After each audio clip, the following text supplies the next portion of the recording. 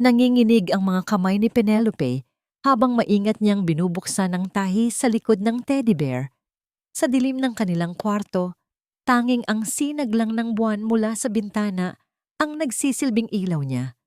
Malamig ang munting bagay na hawak niya sa kabilang kamay. Isang maliit na voice recorder. Bawat tibok ng puso niya ay parang isang malakas na pagtambol sa kanyang dibdib. Isang maling galaw lang ay baka magising niya si Christopher na mahimbing na natutulog sa tabi niya. Ang kanyang mabait at mapagmahal na asawa. Napapikit siya ng mariin. Patawarin mo ako, mahal ko. Patawarin mo ako sa ginagawa kong ito. Maingat niyang isiniksik ang recorder sa gitna ng malambot na palaman ng teddy bear. Pagkatapos ay sinimulan niyang tahiin muli ang butas.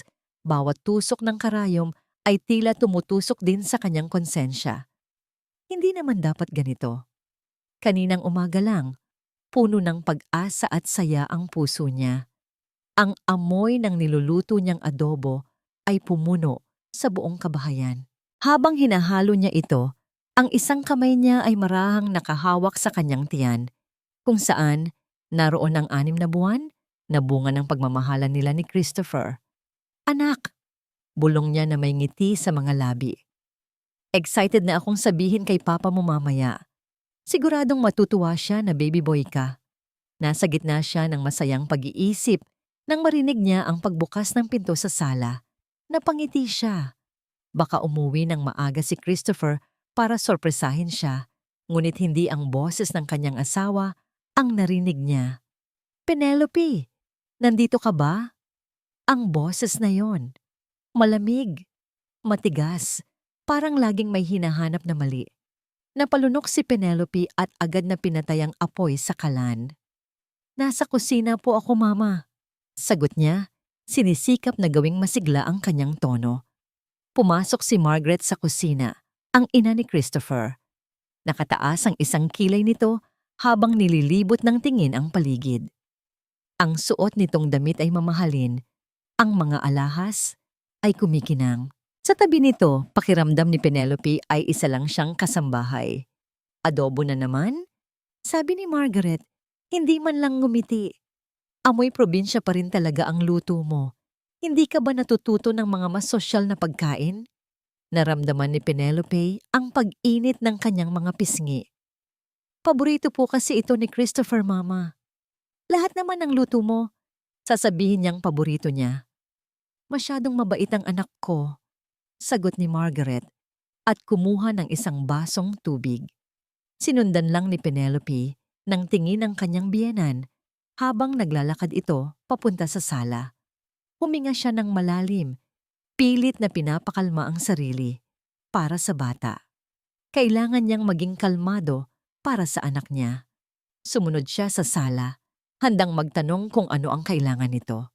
Ngunit natigilan siya sa kanyang nakita.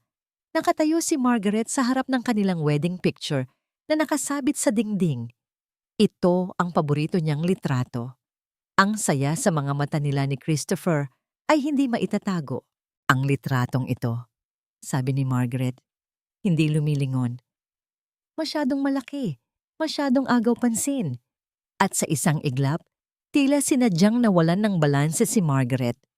Natapon ang tubig mula sa basong hawak niya at dumaloy ito mismo sa ibabaw ng litrato sa nakangiting mukha ni Penelope at Christopher. Ay! Gulat na sabi ni Margaret. Ngunit nakita ni Penelope ang isang munting nangisi sa gilid ng labi nito bago ito nawala. Pasensya na, Hija. Ang clumsy ko talaga.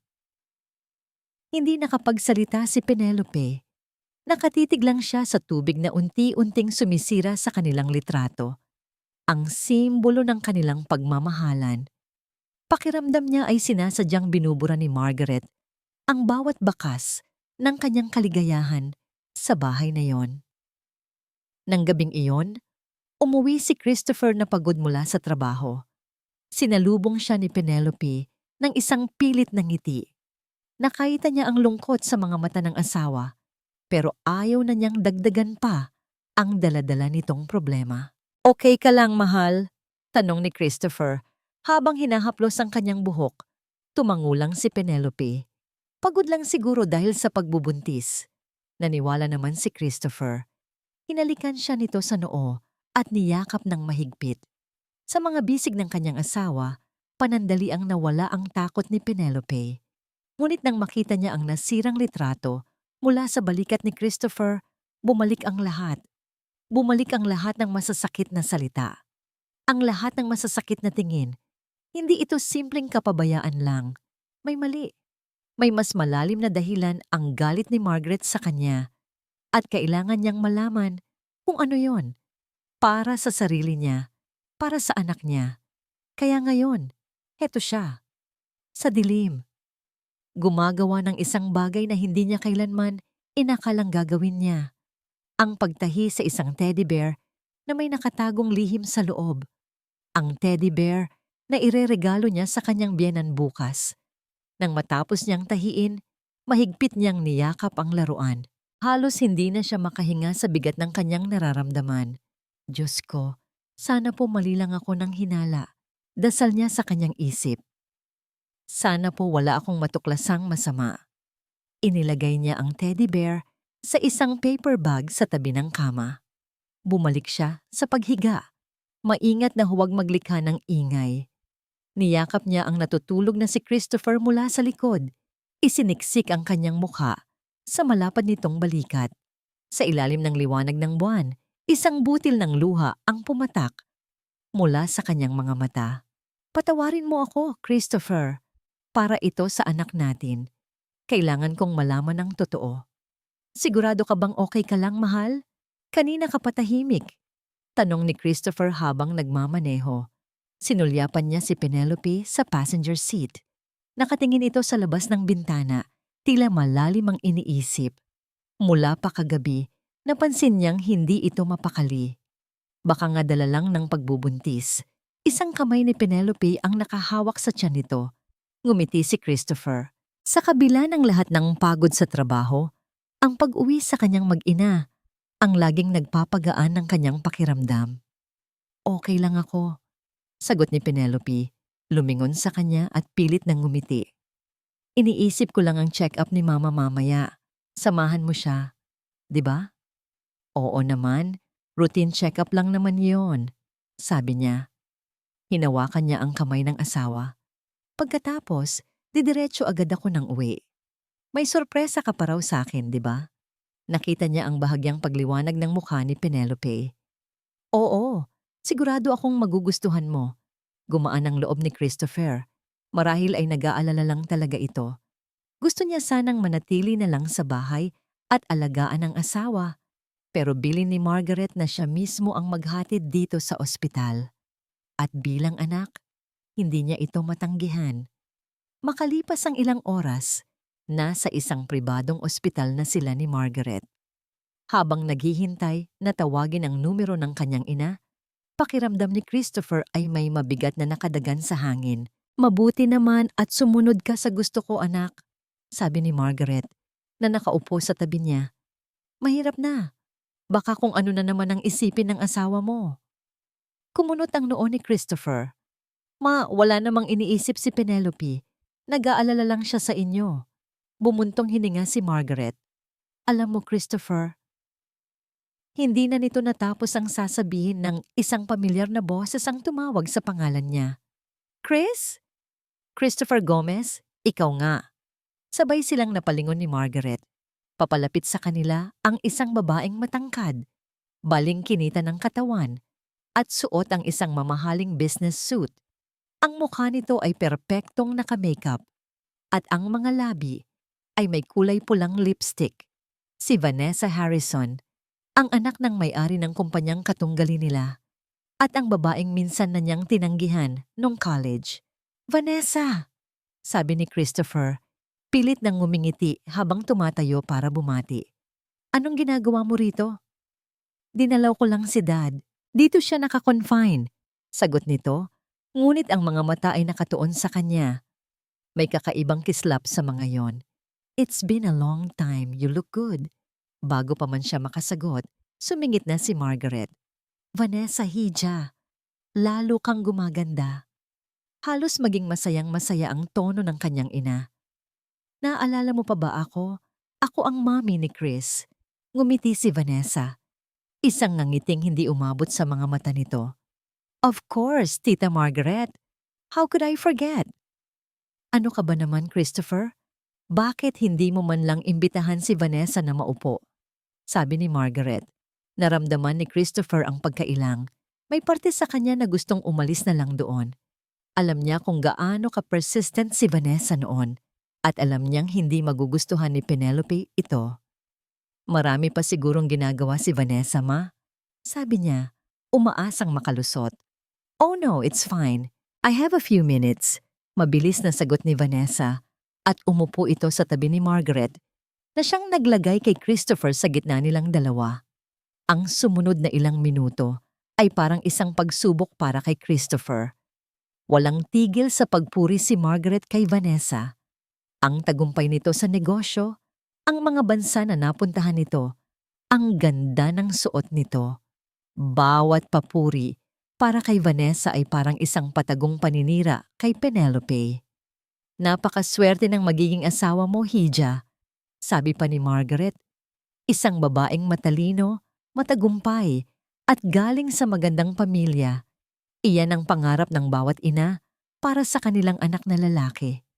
Naramdaman ni Christopher ang pag-init ng kanyang tenga. Ma, may asawa na po ako. Ngumiti lang si Margaret. Alam ko, anak. Sinasabi ko lang. Tumingin sa kanya si Vanessa. So I heard you got married. Some people just get lucky, right, Chris? While others have to fight for what they truly deserve. Ang mga salitang iyon ay tumama kay Christopher. Iyon ay hindi isang simpleng komento. Iyon ay isang hamon. Masaya ako sa asawa ko, Vanessa. Mariin niyang sabi. Sakto namang tinawag na ang numero ng kanyang ina. Para kay Christopher, isa yung kaligtasan. Kami na po. Mabilis niyang sabi. Tumayo at inalalaya ng ina. It was nice seeing you again, Vanessa. Sabi ni Margaret. Teka, bakit hindi ka dumaan sa bahay para sa hapunan? Para naman makapagkwentuhan pa tayo. At para makilala mo ang asawa ni Christopher. Nanlaki ang mga mata ni Christopher. Ma, baka busy si Vanessa. Hindi, gusto ko yan, tita. Sagot ni Vanessa habang nakatingin ng diretso kay Christopher. I'd love to meet her. Nahuli si Christopher sa isang sitwasyong wala siyang kawala. Ginamit ng kanyang ina ang kalusugan nito para pilitin siyang pumayag. Sa huli, wala siyang nagawa kundi tumango. Pag-uwi nila, mabigat ang pakiramdam ni Christopher. Paano niya ipapaliwanag ito kay Penelope? Habang nag-iisip siya ng sasabihin, nauna nang pumasok sa bahay si Margaret. Naabutan nila si Penelope sa sala, nag-aayos ng mga bulaklak sa florera. Ngumiti ito nang makita sila. Kamusta ang check-up, ma? Ngumiti si Margaret, isang ngangiting puno ng pananabik. Ayos lang, anak, at may maganda akong balita. Lumingon ito kay Christopher na parang binibigyan siya ng hudyat. Pero bago pa man siya makapagsalita, nagpatuloy na ang ina. Natuwa ako, anak. Si Christopher mismo ang nag-imbita kay Vanessa. Gusto raw niyang makipagbalitaan sa dati niyang kaibigan. Nakita ni Christopher ang unti-unting pagkawala ng ngiti sa mga labi ni Penelope. Ang mga mata nito, na kanina lang ay puno ng sigla, ay napalitan ng gulat, pagtataka, at sakit. Tumingin ito sa kanya, naghihintay ng sagot. Naghihintay na itanggi niya ang sinabi ng kanyang ina. Pero bago pa man niya mahanap ang mga salita, alam na niyang nasira na ang tiwala nito. At ang lahat ng ito ay simula pa lang. Ang hapagkainan nila na dati puno ng tawanan at malambing na kwentuhan ay nababalot ngayon ng isang nakabibinging katahimikan. Para kay Penelope, ang bawat tunog ng kubyertos na tumatama sa plato ay parang isang malakas na kalabog sa kanyang dibdib. Nakatayo siya sa gitna ng dalawang nag-uumpugang bato.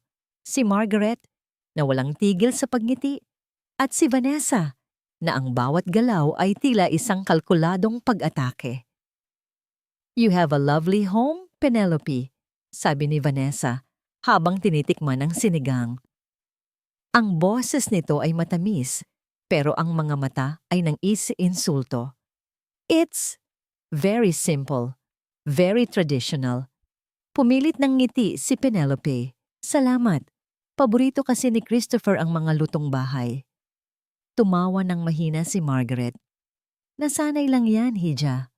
Noong binata pa yan, palagi kaming kumakain sa mga fine dining restaurant. Mahilig yan sa steak at imported na wine. Di ba, Christopher?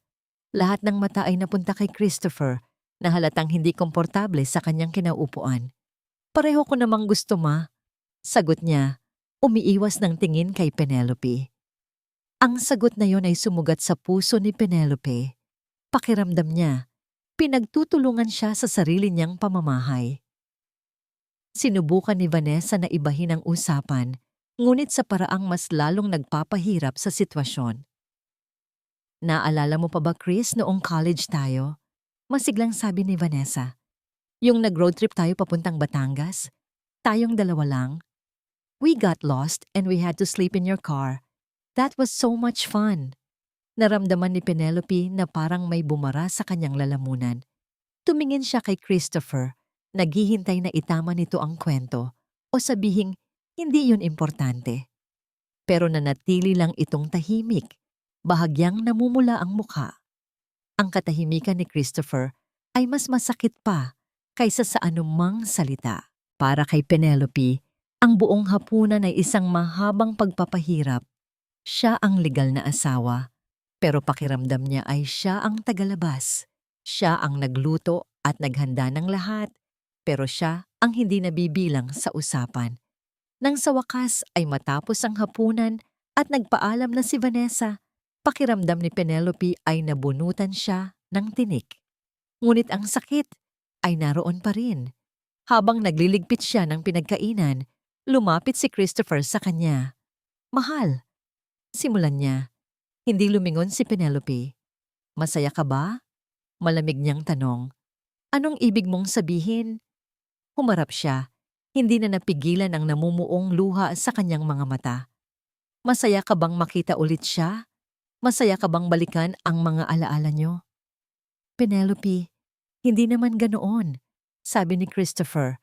Ang boses ay puno ng pagtatanggol. Trabaho lang yon, mga kaibigan. Kaibigan? Tumaas ang boses ni Penelope. Yung kaibigan mo ba, kailangang ipamukha sa akin na may nakaraan kayo, na mas bagay kayo sa isa't isa. At ang nanay mo, Christopher, tuwang-tuwa pa. Huwag mong idamay si Mama dito. Wala siyang masamang intensyon. Sagot ni Christopher. Tumataas na rin ang boses. Nagseselos ka lang ng walang dahilan. Walang dahilan? Hindi makapaniwalang sabi ni Penelope.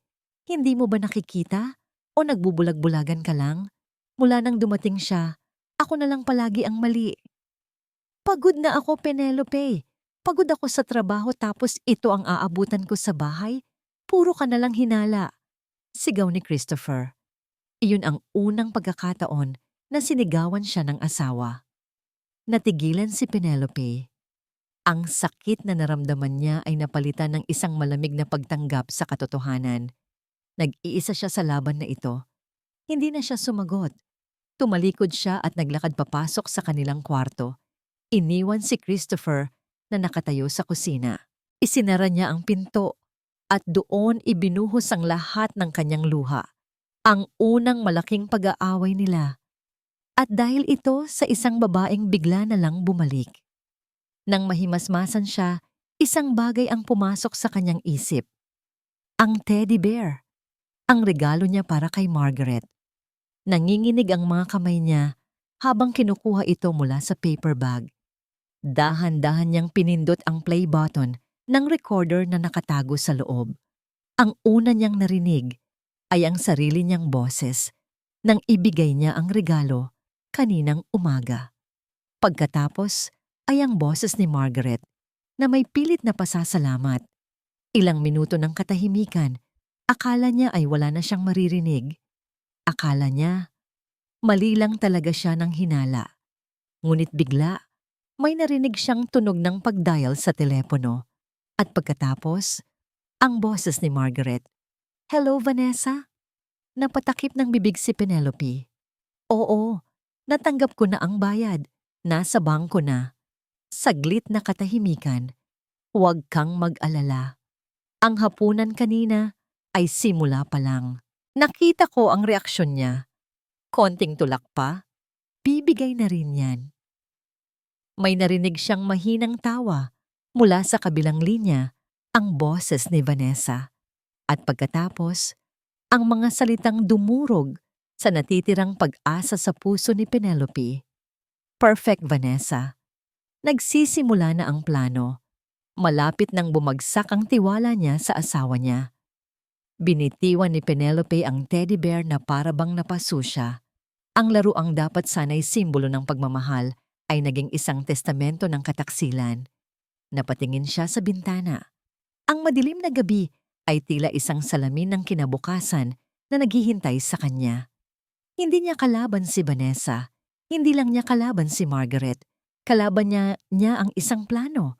Isang masamang balak na sinisira, hindi lang ang kanyang puso, kundi ang buong buhay na pinangarap niya.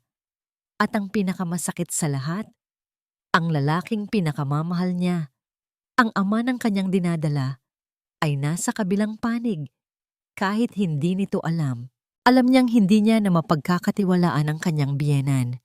Ngunit ang tanong na unti-unting pumapatay sa kanya ay, mapagkakatiwalaan pa ba niya ang sarili niyang asawa? Lumipas ang mga araw na parang may makapal na pader sa pagitan nila ni Christopher. Nag-uusap sila, pero tungkol na lang sa mga mababaw na bagay. Ngumingiti sila sa isa't isa, pero hindi na umaabot sa kanilang mga mata. Ang bawat kilos ni Penelope sa loob ng bahay ay maingat at kalkulado. Alam niyang binabantayan siya. Tuwing umaga, pinipilit niyang kumain ng almusal na inihanda ni Margaret. Kahit pananinikip ang kanyang dibdib sa bawat subo. Tinitikman niya muna ang pagkain ng bahagya. Pinapakiramdaman kung may kakaibang lasa. Ini-inspeksyon niya ang kanyang baso bago ito salina ng tubig. Ang paranoia ay unti-unti nang nagiging parte ng kanyang pang-araw-araw na buhay. Isang umaga, habang pababa siya ng hagdanan, napansin niya ang kakaibang kintab nito. Mas madulas kaysa sa karaniwan. Si Margaret ay nasa ibaba, nagpupunas ng mesa, ngunit nakita ni Penelope ang pagsulyap nito sa kanya mula sa gilid ng mga mata. Humawak siya ng mahigpit sa handrail. Bawat hakbang niya ay dahan-dahan. Ang puso niya ay kumakabog sa takot. Alam niyang sinadya ito. Sa ikatlong baitang mula sa baba, biglang dumulas ang kanyang tsinelas. "Ah!" Napasigaw siya. Nawalan siya ng balanse at ang buong bigat ng kanyang katawan ay bumagsak pauna. Kung hindi dahil sa mahigpit niyang pagkakahawak sa handrail, siguradong nahulog siya ng tuluyan at ang tiyan niya ang unang tatama sa matigas na sahig.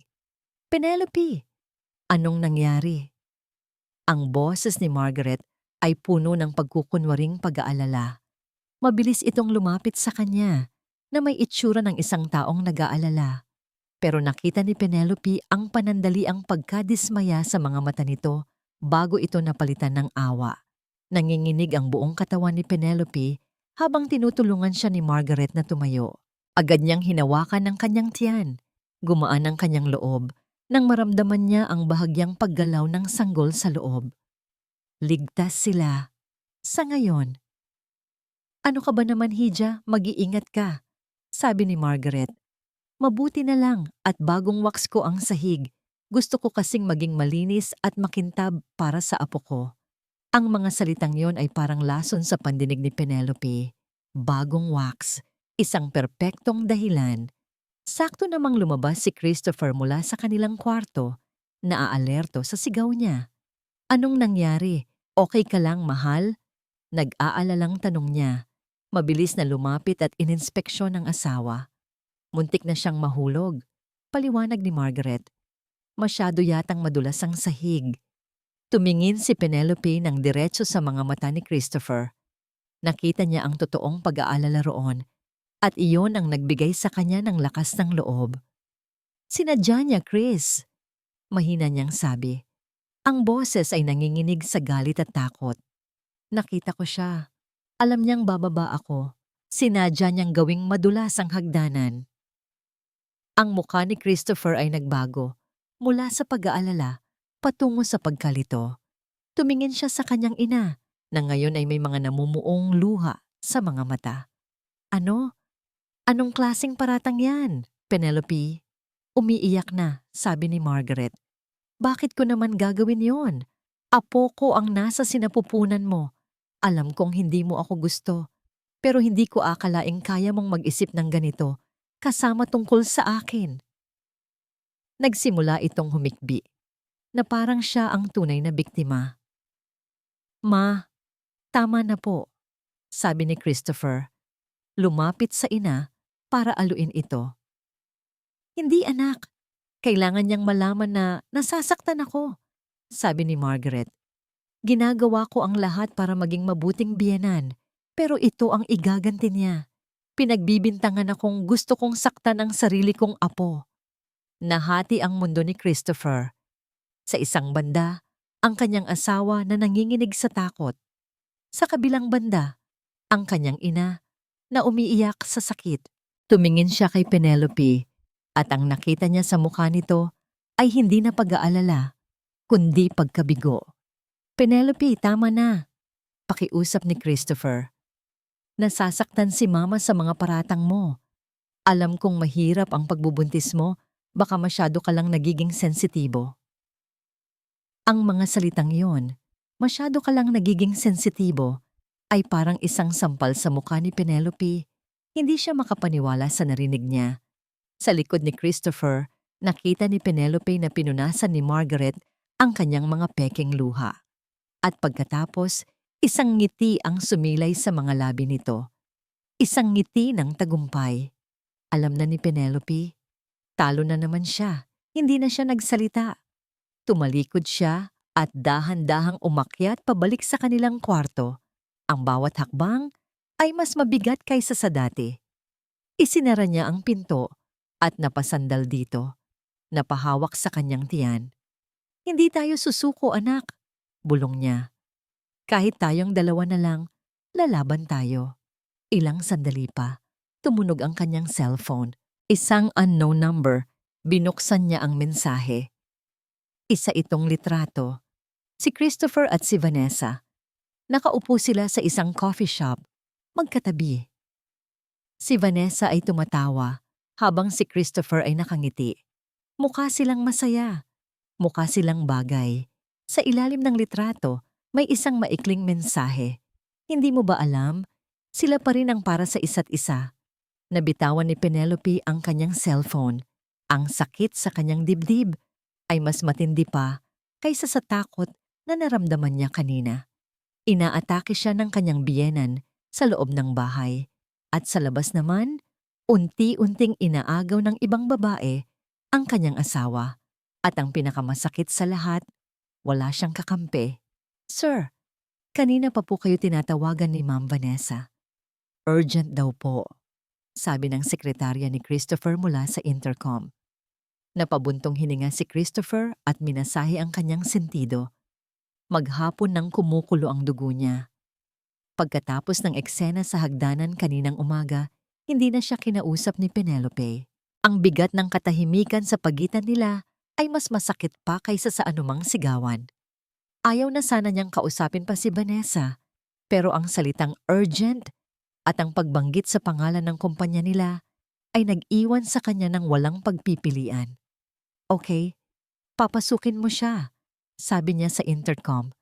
Kahit labag sa loob niya, ilang sandali lang, pumasok na si Vanessa sa opisina niya. Dala ang isang nangiting tila nag-aalala. Chris, I'm so sorry to bother you. Simula nito. Pero may nalaman ako tungkol sa bidding para sa North Point project. May inside info ang isa sa mga kalaban nyo. I think your company is in trouble. Natigilan si Christopher. Ang North Point project ang pinakamalaking deal na hinahabol ng kumpanya nila ngayon. Kung mawawala iyon, malaking problema. Inilatag ni Vanessa ang ilang dokumento sa mesa niya. Sa sumunod na oras, Naging puro negosyo ang usapan nila. Aminado si Christopher na magaling si Vanessa. Matalas ang isip nito at mabilis makakita ng mga solusyon. Sa gitna ng kanilang pag-uusap, nakalimutan niya panandalian ang personal na issue sa pagitan nila. Kailangan nating mag-usap pa tungkol dito. Somewhere more private, sabi ni Vanessa. Let's go to a coffee shop. My treat. Hindi na, Vanessa, okay na siguro dito. Pagtanggi ni Christopher, naaalala niya ang galit sa mga mata ni Penelope. Chris, this is serious.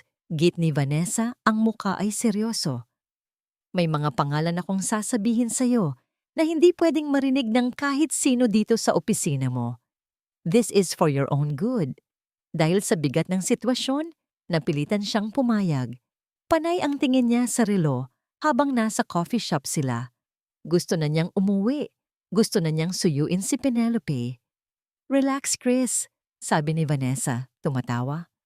Para kang aalis anumang oras. Am I that boring to talk to? Hindi naman sa ganoon. Marami lang akong iniisip. Sagot niya. Pilit nang ngumingiti. Iyon siguro ang sandaling kinuhanan sila ng litrato. Ang peking ngiti niya na sa malayo ay mukhang totoong-totoo. Nang makauwi siya sa bahay, sinalubong siya ng isang nakakabinging katahimikan. Naabutan niya si Penelope sa sala, nakaupo sa dilim. Mahal, bakit hindi ka pa nagbubukas ng ilaw? Tanong niya.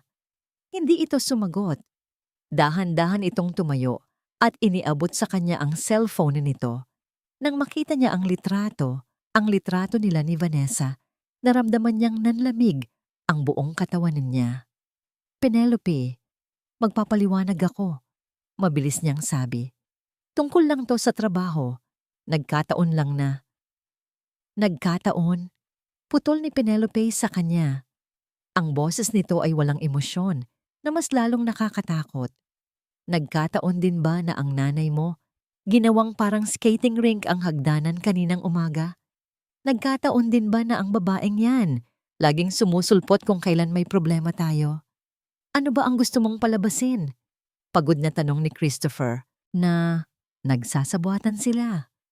Na ang sarili kong ina gustong saktan ng asawa't anak ko? Hindi ba't masyado nang malayo yan?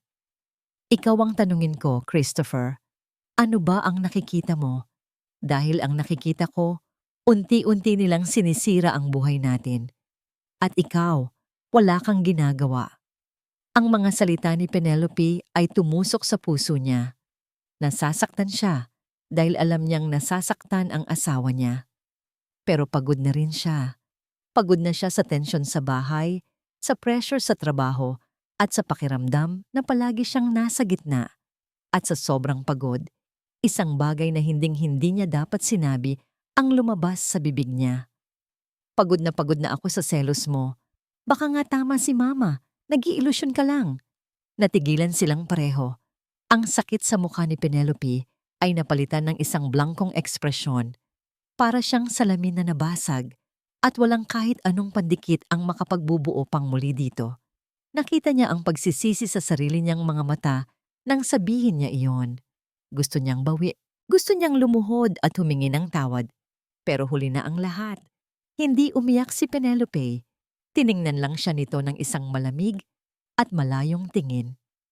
Kung ilusyon lang ito, sabi nito sa isang mahinang boses, siguro mas mabuting magising na ako. Tumalikod ito at nagsimulang maglakad papunta sa kanilang kwarto. Walang salita. Walang ingay. Sumunod si Christopher, ang puso niya ay dumadagundong sa pagsisisi. Penelope, sandali, hindi ko sinasadya. Patawarin mo ako. Pero hindi ito lumingon. Nakita niya itong kumuha ng isang maliit na bag at nagsimulang maglagay ng ilang damit. Saan ka pupunta? Tanong niya. Ang boses niya ay nanginginig. Hindi pa rin ito sumagot.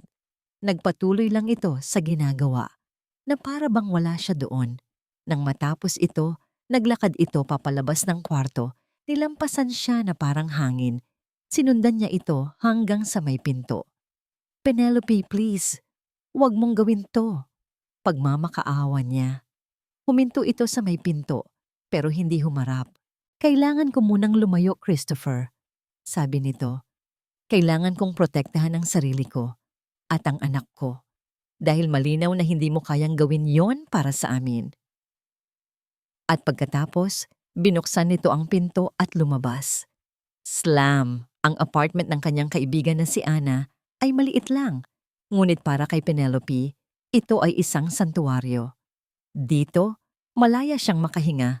Dito, walang mga matang mapanghusga, walang mga salitang tumutusok. Sigurado ka ba sa desisyon mo, Pen? Tanong ni Ana habang inaabutan siya ng isang basong gatas. Hindi ba't mas maganda kung aayusin niyo na lang ni Chris ang problema niyo? Umiling si Penelope, hinahaplos ang kanyang tiyan. Hindi na ito simpleng problema lang, Ana. Plano ito.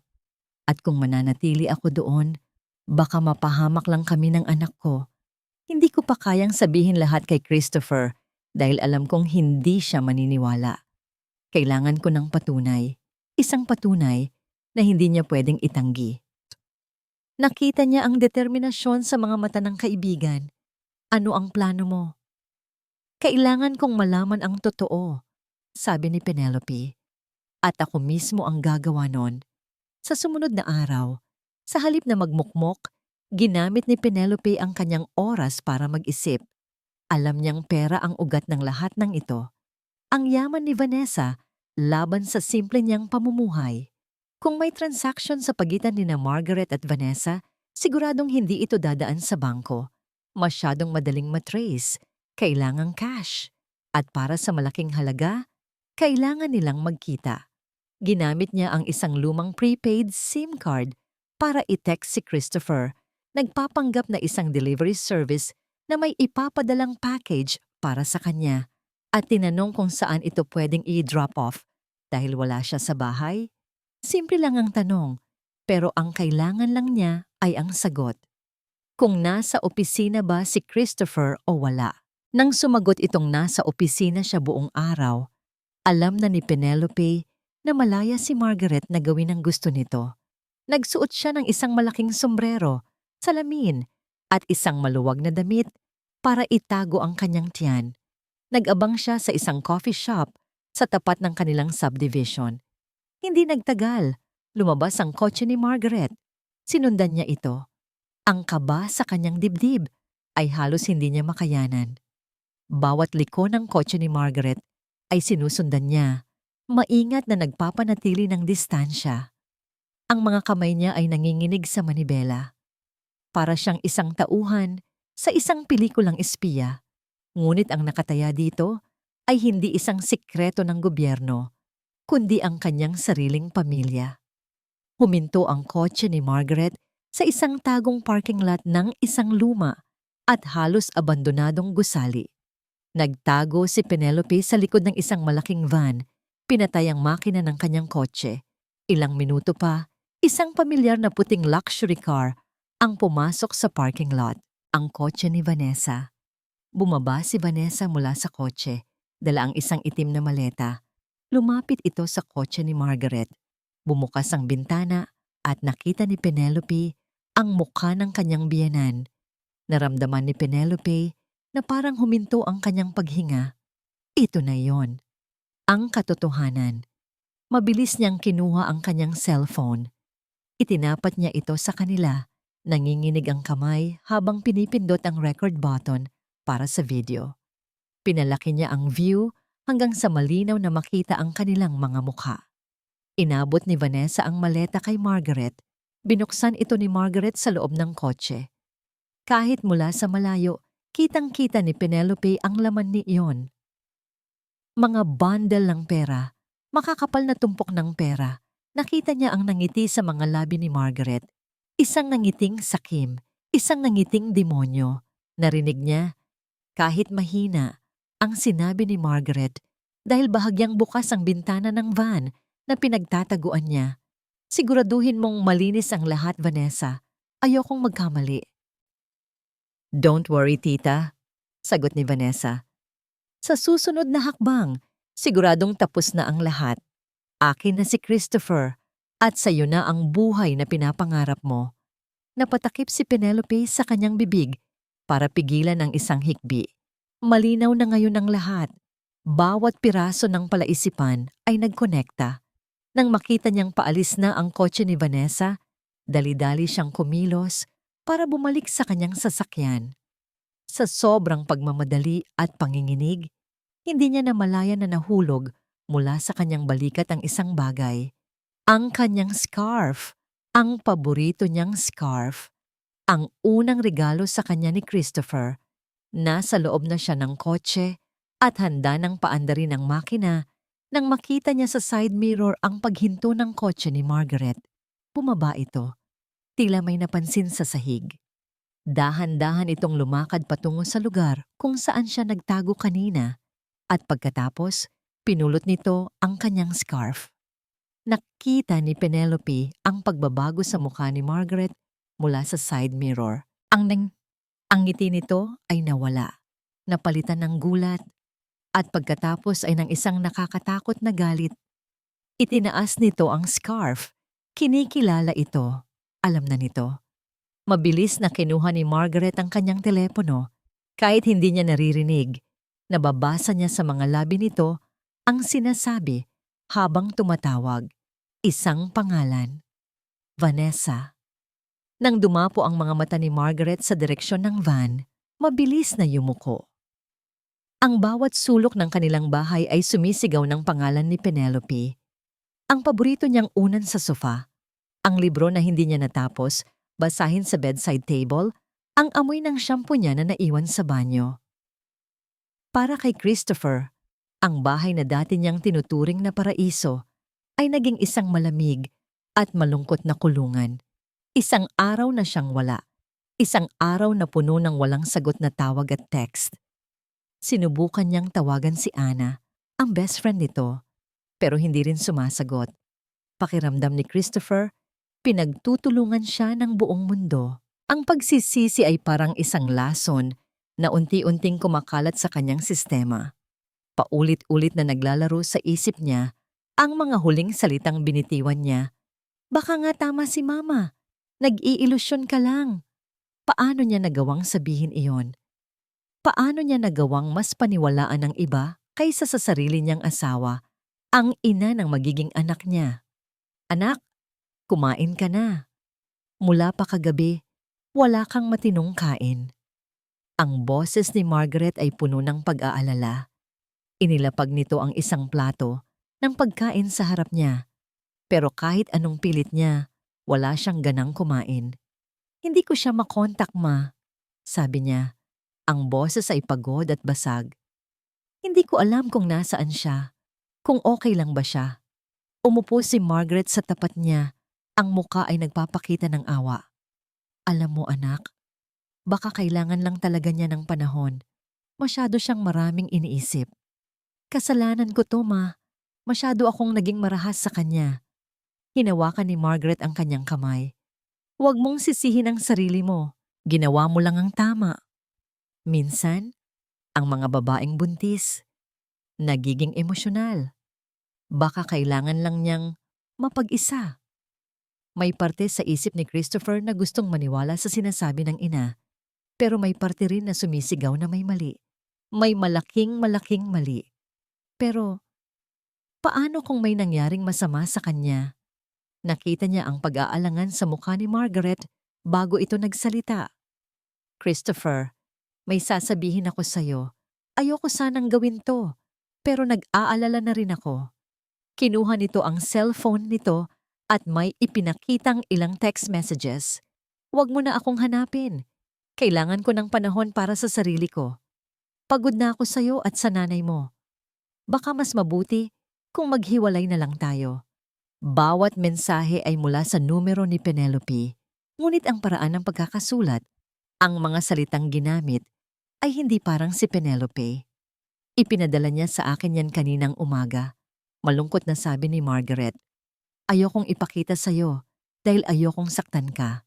Pero baka kailangan mo nang tanggapin na siya ang may gustong lumayo. Gumuho ang mundo ni Christopher. Tinitigan niya ang mga mensahe. Posible ba?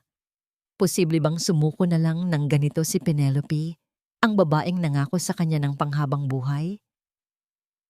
May, may isa pa, sabi ni Margaret na tila nag-aalangan.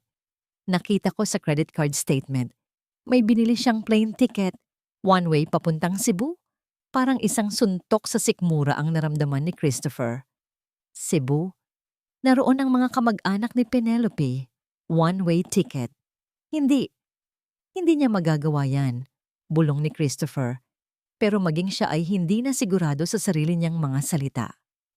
Anak, baka kailangan mo lang tanggapin, sabi ni Margaret. Hinahaplos ang kanyang likod. Baka ginawa niya ito para saktan ka. Baka may iba na siyang mahal. Tama na, sigaw ni Christopher na patayo. Hindi na niya kaya pang makinig. Hindi ganyang klase ng tao si Penelope. Pero lahat ng ebidensya, anak, iyon ang sinasabi. Kit ni Margaret. Naglakad si Christopher paikot-ikot sa sala. Ang isip niya ay naguguluhan. Ang puso niya ay nagsasabing maniwala kay Penelope. Ngunit ang mga ebidensya na nasa harap niya ay nagsasabi ng ibang kwento. Ang mga pekeng text. Ang pekeng plane ticket. Lahat ay perpektong ginawa para sirain ang tiwala niya. Hindi ko na alam kung ano ang paniniwalaan ko. Sigaw niya sa kawalan. Sa gitna ng kanyang pagkalito, biglang tumunog ang kanyang cellphone. Isang hindi rehistradong numero. Kinakabahan niya itong sinagot. Hello? Chris? Ang boses na yon, kahit mahina at nanginginig, kilalang kilala niya. Penelope? Mahal? Nasaan ka? Okay ka lang ba? Sunod-sunod niyang tanong. Nawala ang lahat ng duda sa kanyang isip. Ang tanging mahalaga ay ang marinig ang boses nito. Umuwi ka, Chris, sabi nito. Ang boses ay malamig, ngunit matatag. May kailangan kang makita at marinig. Ito na ang huli. May narinig siyang ingay sa kabilang linya bago ito nagpatuloy. Pagkatapos nito, malalaman mo kung sino talaga ang dapat mong paniwalaan. Tut, tut, tut. Namatay ang tawag. Tumingin si Christopher sa kanyang ina, na ngayon ay may bakas ng gulat at takot sa mukha. Uuwi siya, ma, sabi ni Christopher. Ang determinasyon ay bumabalik sa kanyang boses. Walang salitang lumabas sa bibig ni Margaret. Kinuha ni Christopher ang susi ng kanyang kotse. Ano man ang mangyari, kailangan niyang malaman ang katotohanan ngayong gabi. At handa na siyang harapin iyon, kahit gaano pa kasakit. Ang pagpasok muli sa bahay na yon ay parang pagpasok sa hawla ng isang mabangis na hayop. Bawat anino sa sulok ay tila may buhay. Bawat alingawngaw ng katahimikan ay nagbabadyang panganib. Ngunit isinantabi ni Penelope ang takot. Ngayong gabi, kailangan niyang maging matapang para sa kanyang anak. Naabutan niya si Margaret sa sala. Nag-aayos ng mga bulaklak sa isang florera.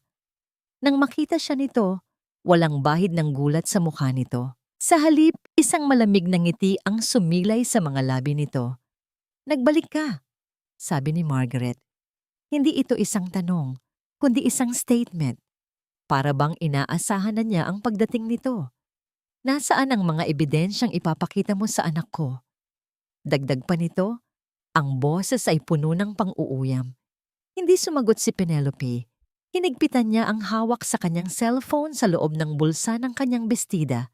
Naroon ang video. Ang katotohanan. Hinihintay na lang niya si Christopher. Alam mo, Penelope, hinahangaan kita sa tapang mo, sabi ni Margaret habang lumalakad palapit sa kanya. Ang bawat hakbang nito ay mabagal at sinadya.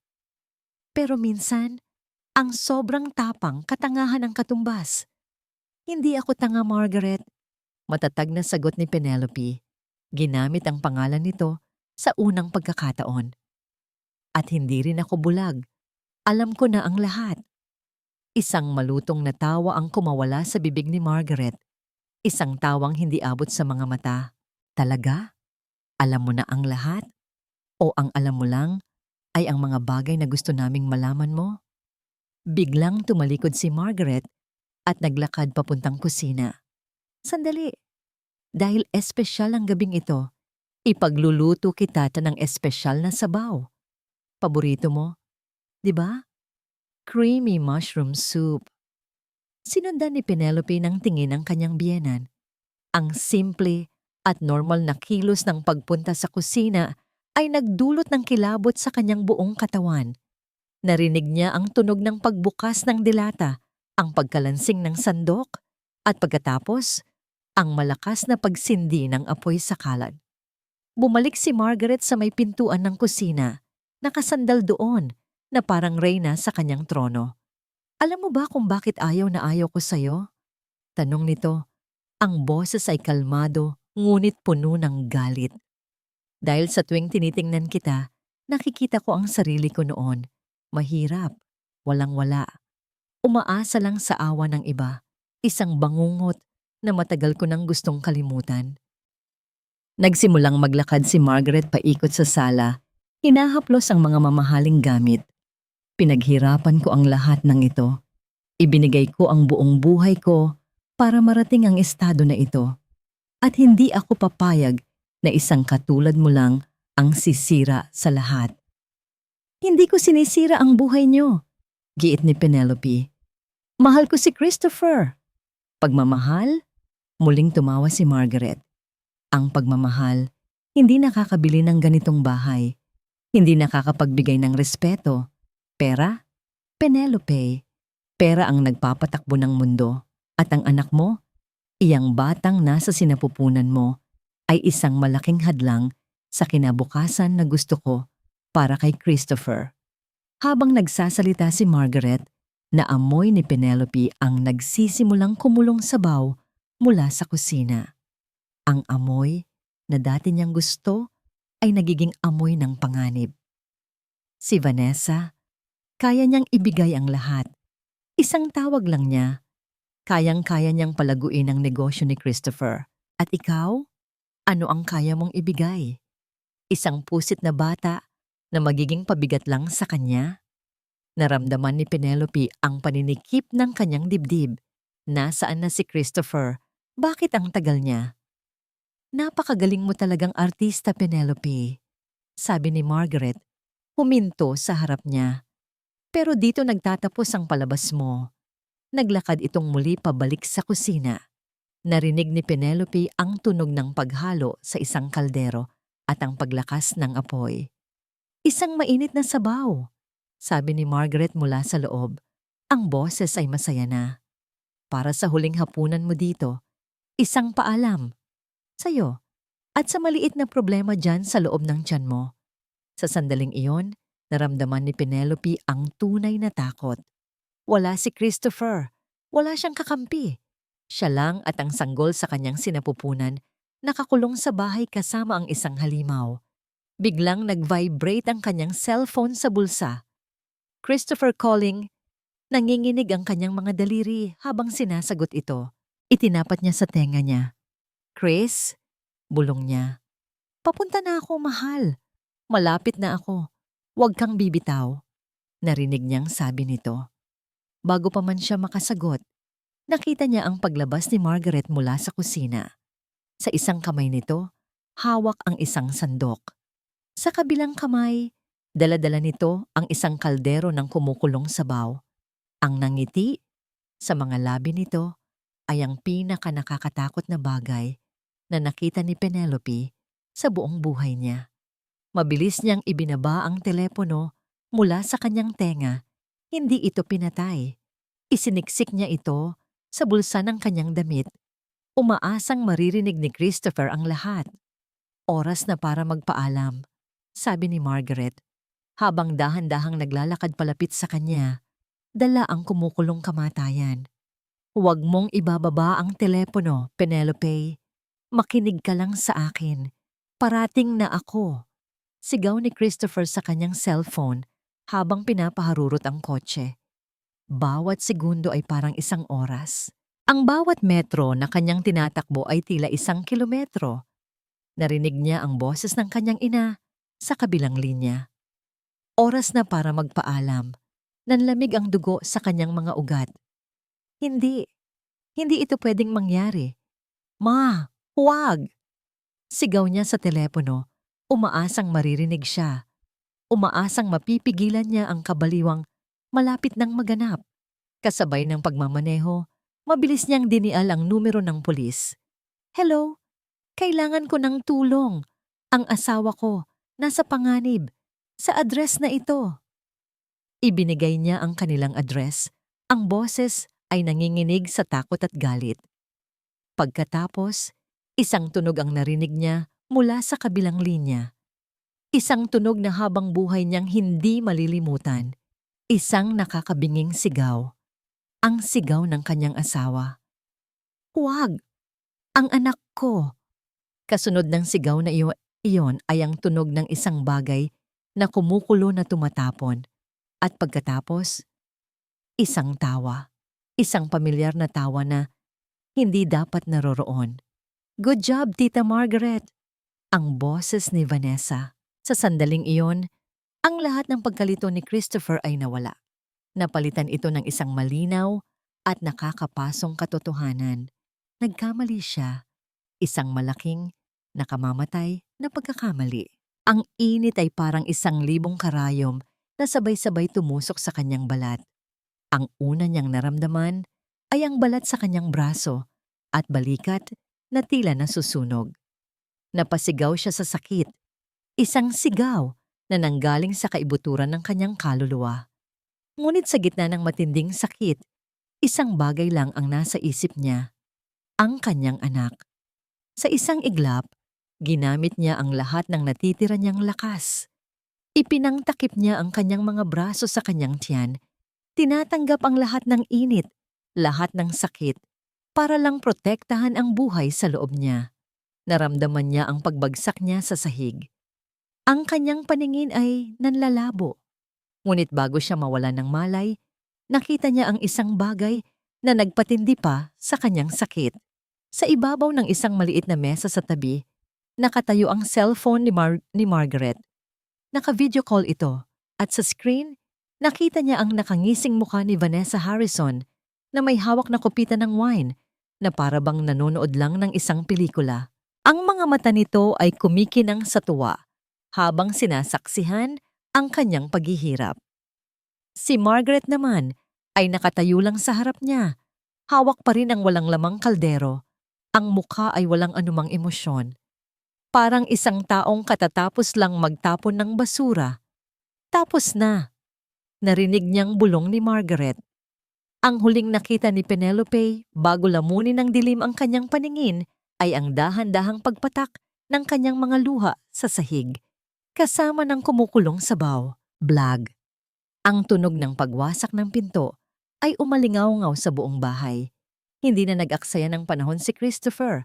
Ginamit niya ang buong lakas niya para sipain ang pinto hanggang sa bumigay di ito. Kasunod niya ang 2 pulis. Ang bumungad sa kanya ay isang eksena mula sa pinakamasama niyang bangungot. Ang kanyang asawa, si Penelope, nakahandusay sa sahig, walang malay. Ang balat nito sa braso at balikat ay namumula at tila nasunog. Ang damit nito ay basang-basa ng sabaw. Nakatakip pa rin ang mga braso nito sa kanyang tiyan, isang huling kilos ng isang ina para protektahan ang kanyang anak. Ang kanyang ina, si Margaret, ay nakatayo lang doon na para bang isang estatwa. Ang mukha nito ay blanko. At sa mesa ang cellphone ni Margaret. Nandoon pa rin ang mukha ni Vanessa sa screen, ngunit ang ngiti nito ay napalitan ng purong gulat at takot. Nakita nito si Christopher. Nakita nito ang mga pulis. "Penelope!"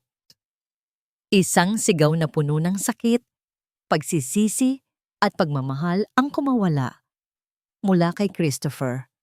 Mabilis siyang lumuhod sa tabi ng asawa, nanginginig na hinawakan ang mukha nito. "Mahal ko, gumising ka. Andito na ako. Patawarin mo ako." Ang mga pulis ay mabilis na kumilos. "Huwag kang gagalaw." Sigaw ng isang pulis kay Margaret habang tinututukan ito ng baril. Ang isa namang pulis ay mabilis na kinuha ang cellphone sa mesa. Ang mukha niya ang bumungad ngayon sa screen.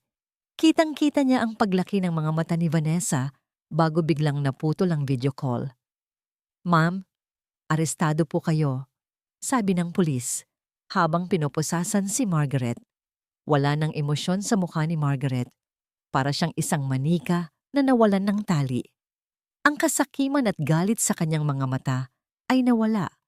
Napalitan ng isang malamig at walang buhay na pagtanggap sa kanyang kapalaran. Ngunit wala nang pakialam si Christopher sa kanila. Ang buong mundo niya ay nakatuon sa babaeng nasa kanyang mga bisig. Tulong. Kailangan niya ng ambulansya. Sigaw niya. Ang mga luha ay malayang dumadaloy sa kanyang mga pisngi. Marahan niyang inangat si Penelope, niyakap ito ng mahigpit na para bang sa paraang yon ay maibabalik niya ang buhay dito. "Huwag mo kaming iwan, mahal," bulong niya sa tenga nito. "Huwag niyo akong iwan ng anak natin. Lalaban tayo. Pakiusap, lumaban ka." Ang sirena ng ambulansya ay papalapit na, ngunit para kay Christopher, ang tunog na yon ay masyadong mabagal, masyadong malayo. Ang bawat segundong lumilipas ay isang segundong maaaring huli na ang lahat. Pagdating sa ospital, mabilis na isinakay si Penelope sa isang stretcher at ipinasok sa emergency room. Sinubukan niyang sumunod, ngunit pinigilan siya ng isang nurse. "Hanggang dito na lang po muna kayo, sir." Naiwan siyang nakatayo sa labas ng pinto. Ang mga kamay at damit ay may bahid pa rin ng sabaw. Napasandal siya sa pader, unti-unting napaupo sa sahig, ang muka ay nakasubsob sa kanyang mga palad. Ang sigaw ni Penelope, ang tawa ni Vanessa, ang blangkong mukha ng kanyang ina, lahat ay paulit-ulit na naglalaro sa kanyang isipan. Ilang sandali pa, isang doktor ang lumabas mula sa emergency room. Ang mukha nito ay seryoso. Tumayo si Christopher. Ang puso niya ay halos tumigil sa pagtibok. "Ginoong Christopher," simula ng doktor, "ginawa po namin ang lahat ng aming makakaya." Bawat salita ng doktor ay parang isang martilyo na pumupukpok sa kanyang dibdib. "Tungkol po sa inyong mag-ina." Napapikit si Christopher, inihahanda ang sarili sa pinakamasakit na salitang maaari niyang marinig. Ito na ang kabayaran sa kanyang pagkabulag. Ito na ang resulta ng hindi niya pakikinig. Nagising si Penelope sa pamilyar na amoy ng ospital, amoy ng gamot at antiseptiko. Dahan-dahan niyang iminulat ang kanyang mga mata. Ang una niyang nakita ay ang puting kisame. Ang kanyang katawan ay mabigat at may matinding kirot sa kanyang braso at balikat. Ngunit hindi iyon ang una niyang inalala. Agad siyang napahawak sa kanyang tiyan. Ang anak ko, ungol niya, ang lalamunan ay tuyo at masakit. "Andito lang siya, mahal. Ligtas siya." Ang boses na yon. Lumingon siya at nakita si Christopher nakaupo sa tabi ng kanyang kama. Ang mga mata nito ay namumugto, ang mukha ay pagod. Ngunit sa kabila niyon ay may nakikita siyang bakas ng ginhawa. Isang himala. Iyon ang sabi ng mga doktor. Dahil sa mabilis na pagprotekta ni Penelope sa kanyang tiyan, ang sanggol ay hindi direktang naapektuhan. Ang matinding stress at trauma ay nagdulot ng panganib. Ngunit sa huli, nanalo ang tibay ng isang ina. Ligtas ang kanilang anak. Sa mga sumunod na araw, hindi umalis si Christopher sa tabi niya. Siya ang nag-alaga sa kanya, ang nagpakain, ang maingat na naglinis at naglagay ng gamot sa kanyang mga paso. Bawat kilos nito ay puno ng pagsisisi at walang hanggang pagmamahal. "Habang buhay kong pagsisisihan na hindi kita pinaniwalaan. Patawarin mo ako, Penelope." "Pakiusap," sabi nito isang gabi habang hawak ang kanyang kamay. Ang mga luha ay muling dumaloy sa mga mata ng matapang na lalaking minahal niya. Tinitigan siya ni Penelope. Nakita niya ang sakit sa mga mata nito, isang sakit na marahil ay mas matindi pa kaysa sa pisikal na sakit na kanyang nararamdaman. Marahan niyang inangat ang kanyang kamay at hinaplos ang pisngi nito. "Pinapatawad na kita, Chris," bulong niya. Dahil sa kabila ng lahat, alam niyang biktima rin ito ng isang masalimuot na panloloko. Ang paglilitis ay mabilis na naganap. Ang mga ebidensya laban kina Margaret at Vanessa ay hindi matatawaran. Ang video mula sa cellphone ni Penelope, ang recording mula sa teddy bear, ang recorded na tawag sa telepono noong gabi ng krimen na siyang pinakamabigat na ebidensya. At higit sa lahat, ang testimonya mismo ni Christopher laban sa kanyang sariling ina. Sa korte, habang ipinapalabas ang recording ng sigaw ni Penelope at ng tawa ni Vanessa, isang nakabibinging katahimikan ang bumalot sa buong silid. Walang sino man ang hindi nakaramdam ng pangingilabot. Si Vanessa, sa kabila ng yaman at impluensya ng kanyang pamilya, ay hindi nakatakas. Si Margaret naman ay tumayo sa harap ng hukom na walang anumang emosyon, tila isang taong tinanggap na ang kanyang kapalaran. Pareho silang hinatulan ng habambuhay na pagkakakulong, walang parol, attempted murder, conspiracy. Ang hustisya, kahit masakit at dumaan sa madugong proseso, ay naibigay. Lumipas ang ilang buwan, ang mga peklat sa balat ni Penelope ay unti-unting naghilom. Ngunit ang mas mahalaga, ang mga peklat sa kanyang puso ay nagsimula na ring maghilom. Lumipat sila ng bahay, isang maliit ngunit magandang bahay na malayo sa lahat ng masasamang alaala. Isang bahay na sila lang ang magpupuno ng masasayang kwento. Isang hapon, habang papalubog ang araw, nakatayo sila sa kanilang munting hardin. Karga ni Christopher ang kanilang bagong silang na anak, isang malusog at gwapong baby boy. "Kamukha mo siya," sabi ni Penelope habang nakasandal sa balikat ng asawa. Ngumiti si Christopher, hinagka ng noon ng sanggol. "Pero ang tapang nakuha sa'yo." Tumingin siya kay Penelope. Ang mga mata ay puno ng pagmamahal at paghanga. "Ikaw ang pinakamatapang na taong kilala ko, Penelope. Iniligtas mo kaming dalawa." Tumingin si Penelope ay sa kanyang mag-ama. Ang sakit ng nakaraan ay naroon pa rin. Isang paalala ng kadilimang kanilang pinagdaanan. Ngunit hindi na ito ang nangingibabaw. Ang nangingibabaw ngayon ay ang init ng pagmamahal ng kanyang asawa at ang bigat ng kanyang anak sa kanyang mga bisig. Ito ang kanyang lakas. Ito ang kanyang buhay. "Hindi lang ako," sagot niya. Tayong tatlo ang lumaban." Niyakap ni Christopher ang kanyang mag-ina. Sa ilalim ng ginintuang kulay ng papalubog na araw, ang kanilang munting pamilya ay buo. Nasira sila, ngunit muling nabuo. Nasugatan, ngunit ngayon ay naghihilom. "Dito," bulong ni Christopher. "Dito, tayo lang. Walang dilim, puro liwanag lang." At sa unang pagkakataon, sa loob ng napakatagal na panahon, naramdaman ni Penelope ang tunay na kapayapaan. Ang unos ay tapos na. At sa wakas, pagkatapos ng mahabang gabi, ang liwanag ay nagbalik.